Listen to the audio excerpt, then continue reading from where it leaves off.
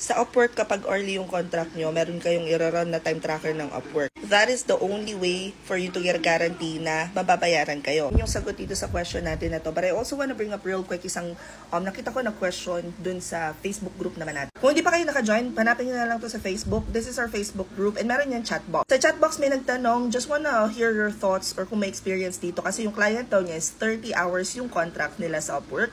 Pero gusto niya itatrack lang kapag may inquiries sa kanila, which is a big no. Tapos ang system pa nito, required sila na i-check maghapon or magdamag yung CRM. So kapag meron lang upcoming na inquiries, saka lang nila i-on yung tracker. Fair po ba yun? Hindi. At hindi rin daw yung kasama sa napag-usapan during the Zoom meeting before nila i-accept yung contract. I had a very similar client back when I was starting out. Sa Elance pa to, ganyan-ganyan siya. Naalala ko to because isa to dun sa mga nag-set ako ng boundaries tapos binigyan ako ng negative na feedback which I didn't mind.